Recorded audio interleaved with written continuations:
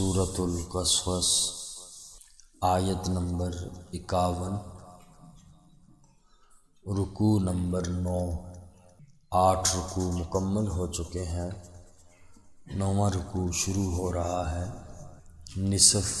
20ویں پارے کا نصف ہے۔ اعوذ باللہ من الشیطان الرجیم، بسم اللہ الرحمن الرحیم۔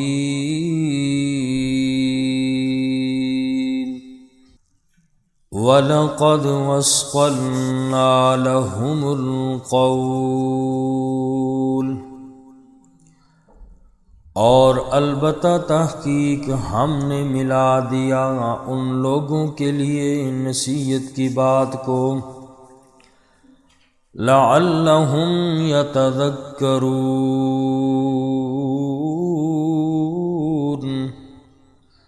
تاکہ وہ لوگ نصیحت حاصل کریں۔ آج کی اس آیت پاک میں نزول قرآن کے زمانے کے لوگوں کے متعلق فرمایا جا رہا ہے کہ جس طرح پہلے لوگوں کے پاس ان کے پیغمبر ہدایت اور حق لے کر آئے، اسی طرح آخری امت کے لوگوں کے پاس بھی ہمارا آخری پیغمبر حق اور سچ لے کر آئے۔ نبی کریم صلی اللہ علیہ وسلم تمام انبیاء اور ساری آسمانی کتابوں کی تصدیق کرنے والے ہیں، جس کا مطلب یہ ہوا کہ اللہ نے پہلے اور موجودہ ہدایت کی باتوں کو آپس میں جوڑ دیا۔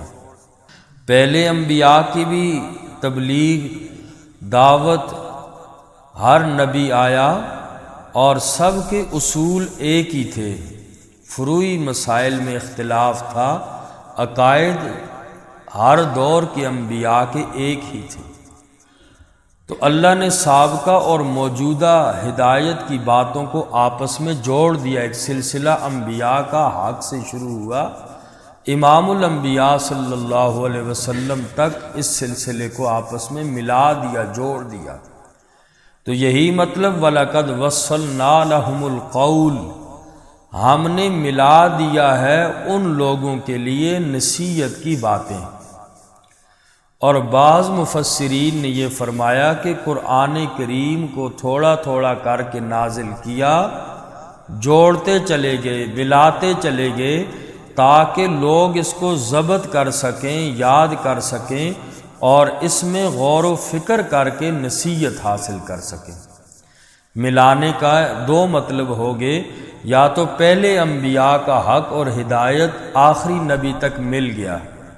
دوسرا مطلب یہ کہ قرآن کو تھوڑا تھوڑا کر کے نازل کیا، پھر اس کو جوڑتے چلے گئے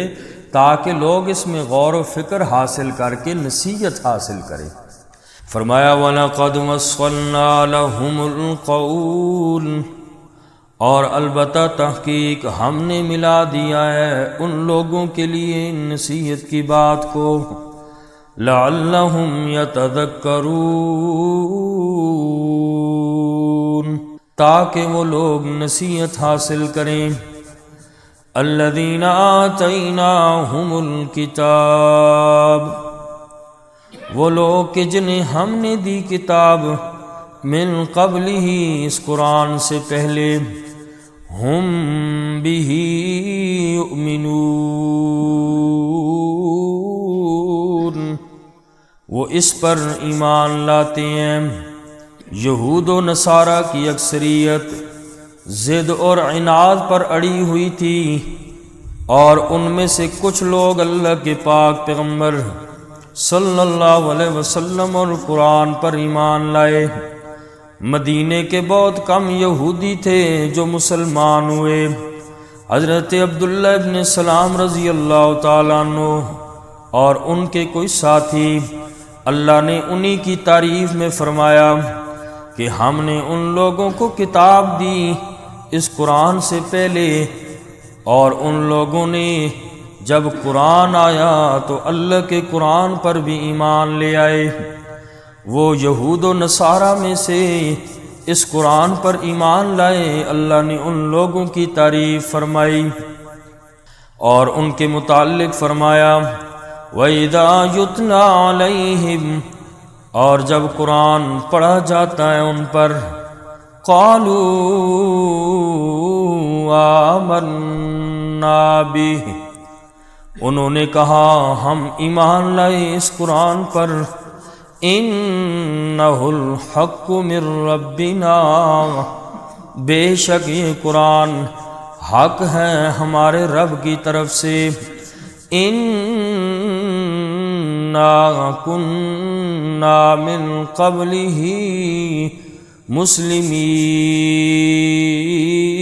مسلمین،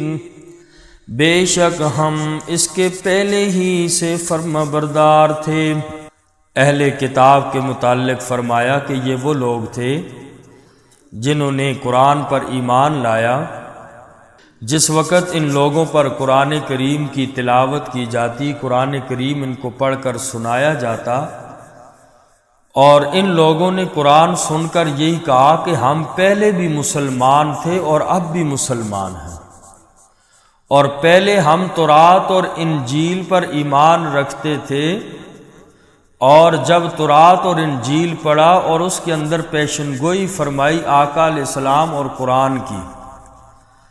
تو ہم اس تورات اور انجیل کی پیشن گوئی کی بنا پر ہم پہلے سے ہی اس قرآن اور آخری نبی کی تعلیم کو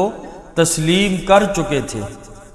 کہ محمد الرسول اللہ صلی اللہ علیہ وسلم اللہ کے رسول ہیں اور یہ قرآن اللہ کا کلام ہے۔ اگلی آیت پاک میں اللہ کریم نے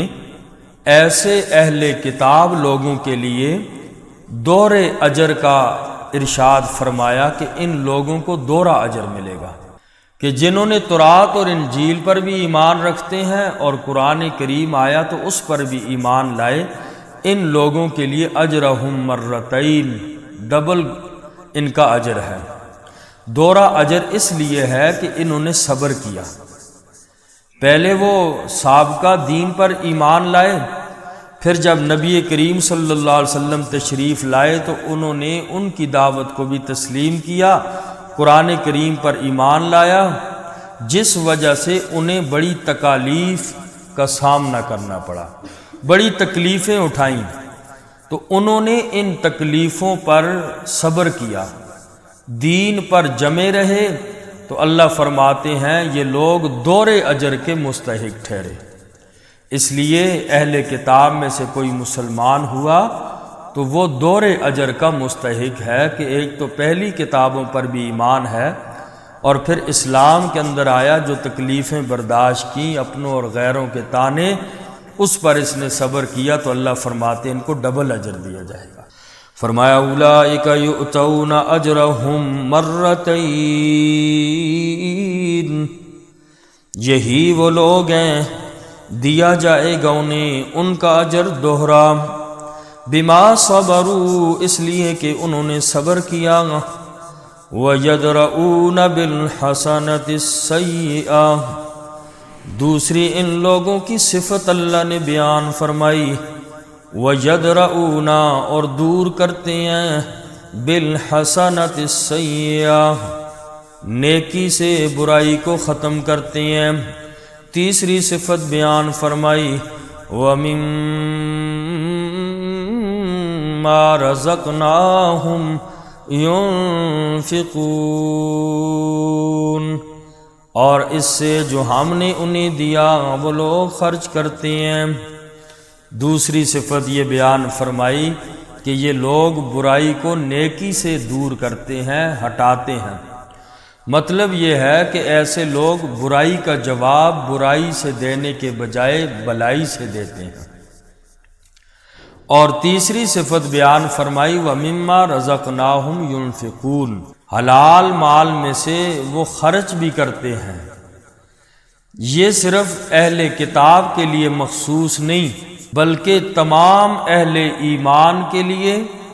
انفاق فی سبیل اللہ جزو ایمان ہے، ایمان کا حصہ ہے۔ کہ اللہ نے جو مال دیا اس مال میں سے خرچ کرتے ہیں۔ اور چوتھی صفت اگلی آیت پاک میں ارشاد فرمائی کہ وہ لوگ جب بیہودہ بات سنتے ہیں تو اس سے اعراض کرتے ہیں، کنارہ کشی کرتے ہیں، فضول لوگوں کے پاس نہیں بیٹھتے، بیہودہ بات سنتے ہیں تو فوراً ان سے کنارہ کش ہو جاتے ہیں، یوں کہتے ہیں کہ ہمارے لیے لنا اعمالنا ولکم اعمالکم، ہمارے لیے ہمارے اعمال ہیں، تمہارے لیے تمہارے اعمال ہیں، ہم تمہاری لغویات اور بیہودہ باتوں میں حصہ نہیں لیتے، اور تم پر سلام ہو سلام علیکم کہہ دیتے ہیں۔ اور یہ سلام دو طرح کا ہوتا ہے، ایک جو مسلمان دو آپس میں ملاقات کرتے ہیں تو السلام علیکم ورحمۃ اللہ وبرکاتہ کہتے ہیں، ایک یہ سلام سلامتی والا ہے، اور یہ جو جاہلوں کو سلام کیا جاتا ہے یہ سلام متارکت کہا جاتا ہے اسے، اور یعنی ہم جاہلوں سے الجھتے نہیں، تمہیں سلام ہو، اور ہم تم سے علیحدگی اختیار کرتے ہیں، تو جاہل کو جو سلام کیا جاتا ہے وہ سلامتی والا سلام نہیں ہوتا، بلکہ ان سے علیحدگی مراد ہوتی ہے اس سلام سے کہ ہمارا اور آپ کا آپس میں نبھا مشکل ہے، اس لیے سلام علیکم، جان چھوڑو۔ یہ وہ سلام، اس کو سلام متارکت کہا جاتا ہے، جو ایسے لوگوں سے اپنی جان چھڑائی جاتی ہے، یہ وہ سلامتی والا سلام نہیں ہوتا۔ تو یہاں پر بھی فرمایا ان اہل کتاب کی صفت اور ایمان والوں کی بھی یہی صفت ہونی چاہیے کہ وہ لوگ بیہودہ باتوں میں نہیں پڑتے، اعراض کرتے ہیں۔ اور 18ویں پارے کے شروع میں اللہ نے ایمان والوں کی یہ صفت بیان کی ہے، جب بھی بیہودہ بات سنتے ہیں اس سے اعراض کرتے ہیں، الجھتے نہیں، جاہل سے الجھا نہیں جاتا۔ تو اس لیے یہ اہل کتاب کی چوتھی صفت بیان کی جو مسلمان ہوئے کہ بیہودہ باتوں سے کنارہ کشی اختیار کرتے ہیں، جاہلوں کو سلام کر کے اپنی جان چھڑاتے ہیں۔ فرمایا وَإِذَا سَمِعُوا، اور انہوں نے سنی، اللغو بیہودہ باتیں، اعرضوا عنہ، انہوں نے اعراض کیا ان سے، وقالوا لنا اعمالنا، اور انہوں نے کہا ہمارے لیے ہمارے اعمال، ولکم اعمالکم، اور تمہارے لیے تمہارے اعمال، سلام علیکم، تم پر سلام ہو، لا نبتغی الجاہلین، ہم جاہلوں سے الجھنا نہیں چاہتے، انک لا تہدی من احببت، بے شک آپ ہدایت نہیں دے سکتے اس کو جسے آپ چاہیں، ولکن اللہ، اور لیکن اللہ کریم، یہدی من یشاء، ہدایت دیتے ہیں جسے چاہتے ہیں، وَهُوَ أَعْلَمُ بِالْمُهْتَدِينَ، اور وہ خوب جانتے ہیں ہدایت والوں کو۔ اس آیت کریمہ کا شان نزول یہ ہے کہ حضور صلی اللہ علیہ وسلم کی شدید خواہش یہ ہوا کرتی تھی کہ سارے لوگ ہدایت حاصل کر کے اللہ کے غضب سے بچ جائیں، جہنم سے بچ جائیں، سارے مسلمان ہو جائیں۔ یہ آقا کی بڑی شدید خواہش رہتی تھی۔ اللہ پاک نے فرمایا کہ میرا نبی یہ بات آپ کے اختیار میں نہیں ہے، ہدایت آپ کو میں نے نہیں دی، ہدایت پیغمبر آپ کے اختیار میں نہیں، ہدایت میں اللہ کے قبضے میں ہے۔ انک لا تہدی من احببت، میرا نبی آپ ہدایت نہیں دے سکتے جسے آپ پسند کریں۔ آقا تو یہی چاہتے کہ کوئی ایک بندہ بھی ہدایت سے خالی نہ رہے، اور آقا نے اسی بنا پر تکلیفیں بھی ان کی برداشت کی، ہلاکت کی دعا آقا نے نہیں فرمائی، بلکہ اللہ ان کو ہدایت ہی دے دے۔ تو آقا کی یہ شدید خواہش رہا کرتی تھی کہ لوگ مسلمان ہو جائیں، اور اس کے حوالے سے آیت کریمہ میں بخاری شریف کے اندر بھی روایت ہے اس کے شان نزول میں، اور مسلم شریف کے اندر بھی آقا علیہ الصلوۃ والسلام کے چچا عبد مناف ابو طالب جن کی کنیت تھی، ان کے بارے میں ایک واقعہ لکھا ہے، بخاری شریف کے اندر بھی ہے اور مسلم شریف کے اندر بھی۔ اور عبد مناف ابو طالب جنہیں کہا جاتا ہے، یہ ان کی ابو طالب کنیت تھی، اصل نام عبد مناف تھا۔ اور جنہوں نے دادا کی وفات کے بعد، آقا علیہ السلام کے دادا کی وفات کے بعد 8 سال سے لے کر 50 سال تک رسول اللہ صلی اللہ علیہ وسلم کی ایسی خدمت کی کہ تاریخ میں ایسی مثال کوئی پیش چچا نہیں کر سکتا کہ جیسے ابو طالب نے آقا علیہ الصلوۃ والسلام کی خدمت کی۔ اور کسی چچا نے نظریات کے اختلاف کے باوجود، حالانکہ دین اور مذہب الگ الگ تھے، اتنی خدمت کسی اور نے نہیں کی، تاریخ ایسی مثال پیش نہیں کر سکتی۔ بخاری شریف کی روایت ہے کہ عبد مناف ابو طالب بیمار ہو گئے، بظاہر بچنا مشکل تھا۔ آقا علیہ الصلوۃ والسلام اپنے چچا کے سرہانے گئے اور فرمایا، یا عمی قل لا الہ الا اللہ محمد الرسول اللہ، اے میرے چچا جان کلمہ کہہ دے تاکہ کل قیامت کے دن تیرے حق میں گواہی دے سکوں اللہ کی عدالت میں۔ اور عبد مناف نے کہا کہ اگر مجھے اپنے گروہ سے عار کا خیال نہ ہوتا، میرے جو ساتھی ہیں یہ ابو جہل یہ دوسرے،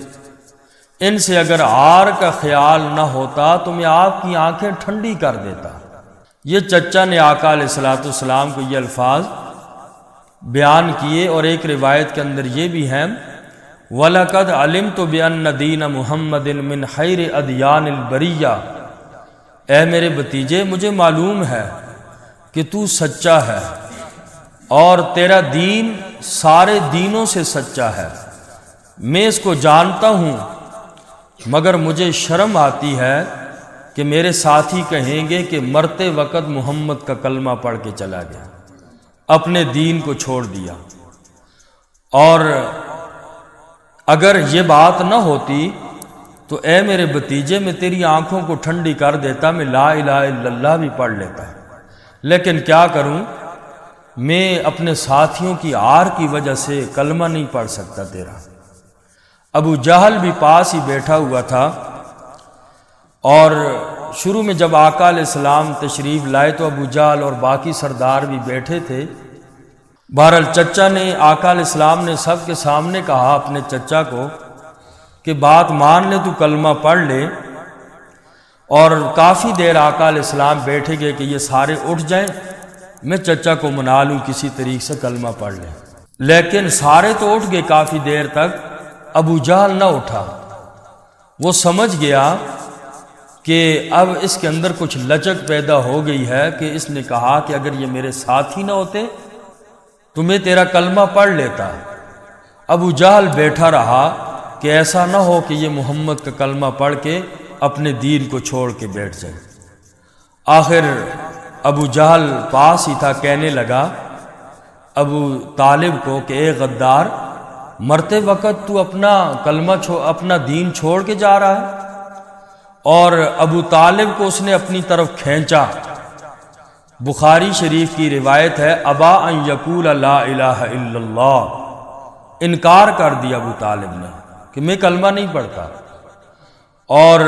پھر جب یہ بات ہوئی، اس نے ابو جہل نے ان کو اپنی طرف کھینچ کے ایسا نہ ہو کہ یہ محمد کی باتوں میں نہ آ جائے، اور کھینچ کے کہنے لگا، ان کو برا بلا کہا۔ تو بخاری شریف کی روایت ہے، ابو طالب نے کہا ابا ان یقول لا الہ الا اللہ، انکار کر دیا کہ میں کلمہ نہیں پڑھتا۔ اور تھوڑی دیر گزری، آقا علیہ السلام پھر نکل گئے، مایوس ہو گئے کہ اب یہ کلمہ نہیں پڑھتے۔ تو تھوڑی دیر بعد حضرت سیدنا علی المرتضیٰ رضی اللہ تعالی عنہ تشریف لائے۔ فرمایا یا رسول اللہ، آپ کے چچا وفات پا گئے۔ اور ابو طالب حضرت علی رضی اللہ تعالیٰ عنہ کے والد محترم تھے، اور آ کر کہا کہ یا رسول اللہ آپ کے چچا وفات پا گئے ہیں، مجھے بتلاؤ کہ میں کیا کروں؟ تو آقا علیہ الصلوۃ والسلام نے فرمایا کہ جاؤ اسے دفن کر دو، اور آقا علیہ الصلوۃ والسلام نے خود شرکت نہیں فرمائی۔ اس موقع پر قرآن کریم کی یہ آیت نازل ہوئی۔ آقا نے چونکہ بہت زور لگایا، اللہ نے تسلی کے لیے فرمایا انک لا تہدی من احببت، اے میرا نبی آپ ہدایت نہیں دے سکتے جسے آپ پسند کریں گے، جسے آپ چاہیں گے۔ ہدایت آپ کے قبضے میں نہیں ہے، ولکن اللہ یہدی من یشاء، اور لیکن اللہ ہدایت دیتے ہیں جسے چاہتے ہیں۔ وَهُوَ أَعْلَمُ بِالْمُهْتَدِينَ،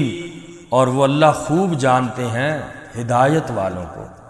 اللہ تعالی ہم سب کو عمل کی توفیق۔ الحمدللہ رب العالمین، ربنا تقبل منا انک انت السمیع العلیم وتب علینا انک انت التواب الرحیم برحمتک یا